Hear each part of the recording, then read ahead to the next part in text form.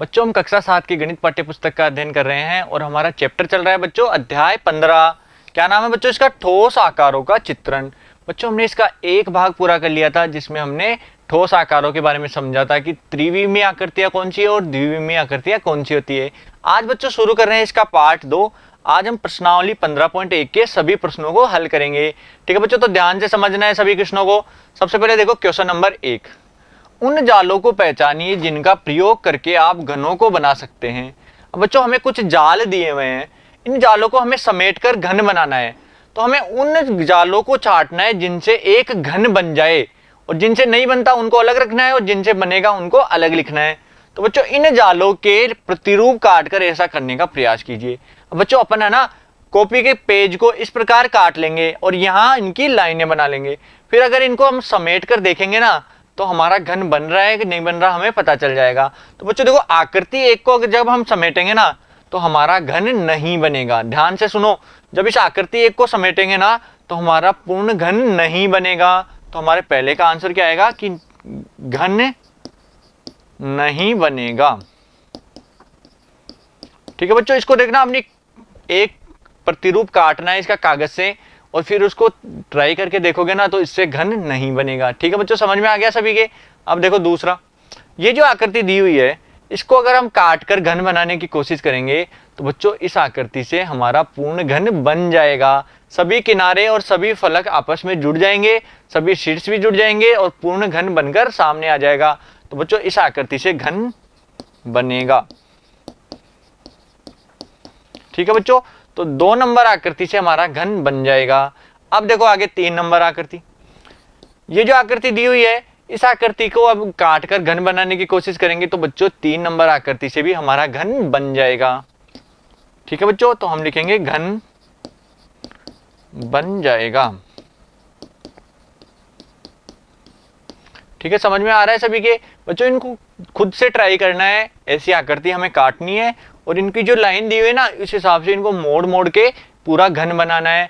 तो अगर घन बन रहा है तो हमारा आंसर आ जाएगा और घन नहीं बन रहा है तो हमारा आंसर ये वाला नहीं होगा। तो बच्चों इससे हमारा घन बन जाएगा। अगर हम ट्राई करेंगे तो इससे हमारा घन बन जाएगा। अगला देखो 4 नंबर। 4 नंबर क्वेश्चन दिया हुआ है, इसको अगर हम बनाने की कोशिश करें तो बच्चों देखो ये दोनों समेट कर ऊपर की तरफ आ जाएगी, ये समेट कर ऊपर इधर आ जाएगा और ये इधर आ जाएगा। तो हमारा पूर्ण घन बन जाएगा। तो 4 नंबर आकृति से भी घन बन जाएगा। तो बच्चों देखो 1 से नहीं बना था, 2 से बन गया, 3 से बन गया और 4 से भी घन बन जाएगा। अब देखो आकृति 5। बच्चों जब 5 नंबर आकृति से घन बनाने का प्रयास करेंगे तो हमारा घन नहीं बनेगा, एक फलक हमारा कम रह जाएगा। तो हम बोलेंगे इससे घन नहीं बनेगा, घन नहीं बनेगा। ठीक है बच्चों, समझ गए सभी। 5 नंबर आकृति से घन नहीं बनेगा। अगला है 6 नंबर आकृति। बच्चों इस आकृति को काटकर अनुप्रस्थ प्रतिरूप काटेंगे और उससे घन बनाने की कोशिश करेंगे तो बच्चों हमारा घन बन जाएगा। तो हम लिखेंगे इससे घन बन जाएगा।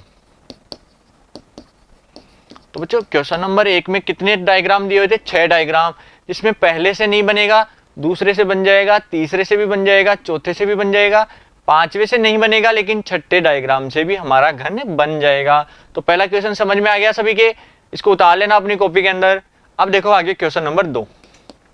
बच्चों देखो पास से ऐसे घन होते हैं जिनका प्रत्येक फलक पर बिंदु अंकित होता है।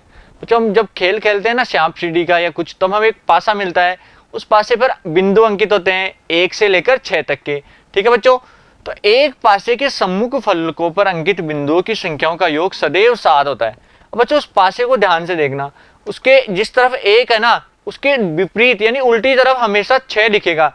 यानी अगर हम दोनों को जोड़ेंगे ना विपरीत फलकों को तो हमें उनका योग सदैव 7 के बराबर मिलेगा।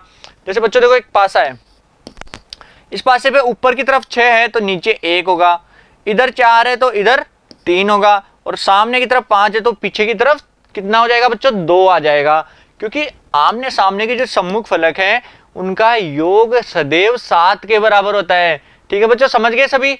तो यहाँ पासे बनाने के लिए 2 जाल दिए जा रहे हैं। अब हमें 2 जाल दिए हैं, इनसे हमें क्या करना है? पासे बनाने हैं। तो प्रत्येक वर्ग में लिखी संख्या उस बक्से के बिंदुओं को दर्शाती है। तो यह याद रखते हुए कि पासे के सम्मुख फलकों की संख्याओं का योग सदैव 7 होता है, तो रिक्त स्थानों पर उपयुक्त संख्याएं लिखिए।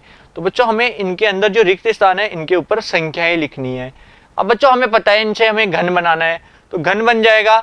अब घन बनने के बाद हमें 3 अंक दिए हुए हैं, तो इनके सम्मुख जो फलक आएगा ना, जैसे 6 है, 6 के सम्मुख जो फलक आएगा उसके ऊपर कितना लिखना है, 6 के सम्मुख वाले फलक पर 1 लिखना है, क्योंकि योग कितना बनाना है, 7 के बराबर, क्योंकि आमने सामने के फलकों का योग 7 होता है घन पासे के अंदर। तो 6 के सामने वाले के ऊपर 1 रखना है, 5 के सामने के ऊपर 2 रखना है और 4 के सामने के ऊपर 3 रखना है। तो बच्चों जब हम करेंगे ना, तो 6 के सामने ये वाला फलक आएगा, तो इसके ऊपर हमें 1 लिखना है। क्या लिखना है बच्चों, 1। 5 के सामने आएगा ये वाला, तो यहाँ लिखना है 2, और 4 के सामने ये वाला, तो यहाँ आ जाएगा 3। तो बच्चों समझ में आ गया सभी के। 6 के जो विपरीत फलक है उस पे 1 आएगा, 5 के विपरीत फलक पे 2 आएगा, 4 के विपरीत फलक पे 3 आएगा। जब हम इनको समेटकर एक पासा बनाएंगे या घन बनाएंगे, तो हमें सम्मुख विपरीत फलक ये मिलेंगे, फिर इनके ऊपर हमें योग 7 करके संख्याओं को लिखना है। बच्चों पहला समझ में आ गया सभी के। अब दूसरा देखो, इसको जब हम समेट के घन बनाएंगे या पासा बनाएंगे, तो बच्चों देखो इनके सम्मुख कौन कौन सा आएगा। देखो 1 के सम्मुख आएगा ये वाला फलक, जिस फलक पे 1 लिखा हुआ है उसके सम्मुख फलक आएगा ये, तो इस पे हम लिख देंगे 6। क्या लिखेंगे बच्चों, 6। 2 के सम्मुख ये आएगा, इस पे 5 आ जाएगा, और 3 के सम्मुख वाले पर 4 आ जाएगा। तो इस प्रकार हमने पूर्ण संख्याएं प्राप्त हो जाएगी। घन के पासे के ऊपर की जो सभी संख्याएं है ना रिक्त स्थान वाली, वो भी हमें प्राप्त हो जाएगी। ठीक है बच्चों, समझ में आ गया सभी के। उतार इसको क्वेश्चन नंबर 2 को। बच्चों क्वेश्चन नंबर 1 और 2 क्लियर है सभी का। इनको बच्चों हमें प्रतिरूप काट कर बनाना है, तो आप खुद अपने हाथ से प्रैक्टिस करोगे ना तो अच्छे से समझ में आएगा। ठीक है बच्चों, अब देखो आगे क्वेश्चन नंबर 3। क्या यह पासे के लिए एक जाल हो सकता है, अपने उत्तर को स्पष्ट कीजिए। तो बच्चों क्या ये जाल एक पासे को दर्शा सकता है क्या। देखो बच्चों इसको पहले इनके घन बनाएंगे। क्या बनाएंगे, घन बनाएंगे, तो इनसे घन तो बन जाएगा। ठीक है बच्चों, घन बन गया, लेकिन क्या ये पासे का घन हो सकता है। तो पासे के लिए क्या होता है बच्चों, आमने सामने के फलकों का योग क्या होना चाहिए, 7 के बराबर। तो बच्चों जब हम इनको जब इसे घन बनाते हैं,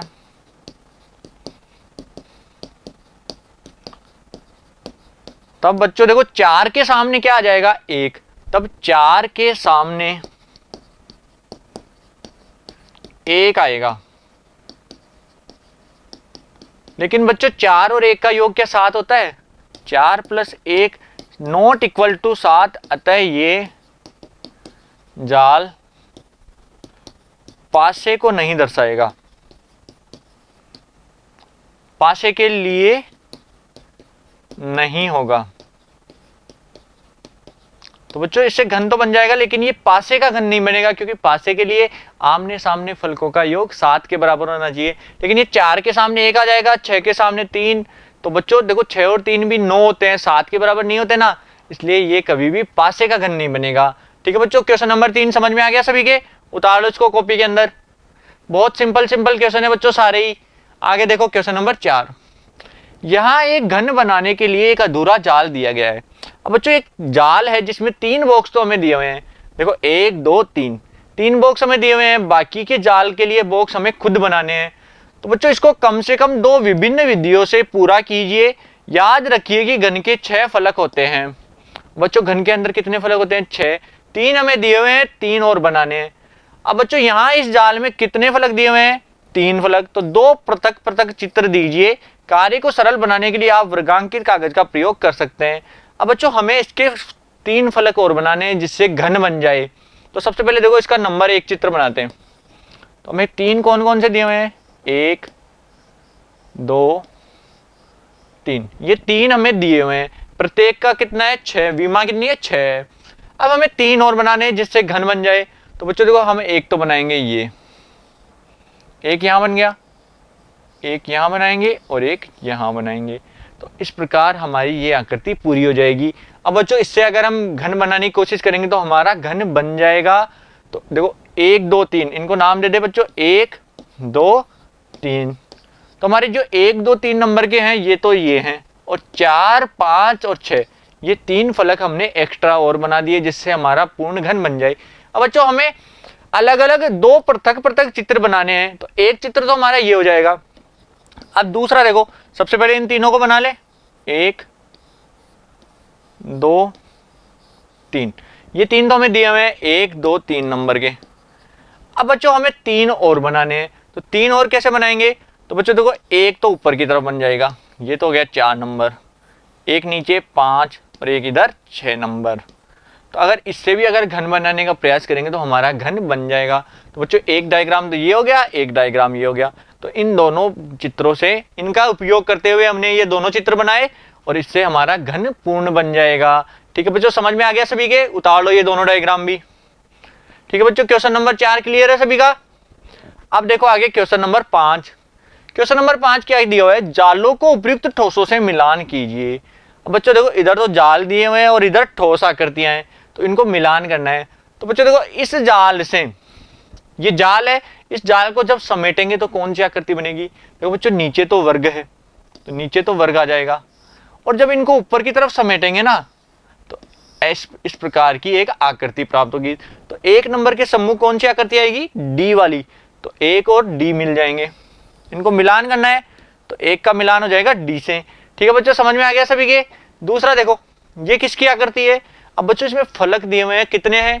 1 2 3 4 5 6, 6 फलक किसमें होते हैं? घन के अंदर। जब इसको समेटेंगे तो कैसी आकृति बनेगी? घनाकार आकृति। तो बच्चों 2 नंबर का हम मिला देंगे ए से, पहले का डी से, दूसरे का ए से। ठीक है बच्चों, अब तीसरा देखो जाल किसका है? इस प्रकार का जाल दिया हुआ है, 2 तो वृत्त हैं, एक आयत है और एक वृत्त, इधर वृत्त है। बच्चों जब इनको समेटेंगे ना तो हमें क्या आकृति प्राप्त होगी? इस प्रकार की, एक वृत्त ऊपर एक वृत्त नीचे और ये आयत। तो ये कौन सी आकृति है बच्चों? बेलनाकार आकृति, बेलन की जैसी। तो 3 नंबर का बी से मिल जाएगा। और बच्चों डी देखो, 4 नंबर देखो, एक वृत्त और एक शंकु। तो वृत्त और इसके नीचे त्रिभुज, ये कौन सी आकृति होगी? शंकु आकृति। तो 4 नंबर का मिल जाएगा सी से। तो बच्चों 1 और डी, 2 और ए, 3 और बी और 4 और सी, इस प्रकार हमने मिलान कर दिया। ठीक है बच्चों, तो हमारा क्वेश्चन नंबर 5 भी पूरा हो गया। उतार लो इसको अपनी कॉपी के अंदर। बच्चों हमने प्रश्नावली 15.1 के सभी क्वेश्चन पूरे कर लिए हैं, और बच्चों आशा करता हूँ आपको अच्छे से समझ में भी आए होंगे। बच्चों फिर भी अगर कोई कंफ्यूजन है तो आप वीडियो को शुरू से दोबारा देख सकते हैं, जिससे आपके सभी डाउट क्लियर हो जाएंगे। अब अगले पार्ट में बच्चों हम शुरू करेंगे प्रश्नावली 15.2। Thank you.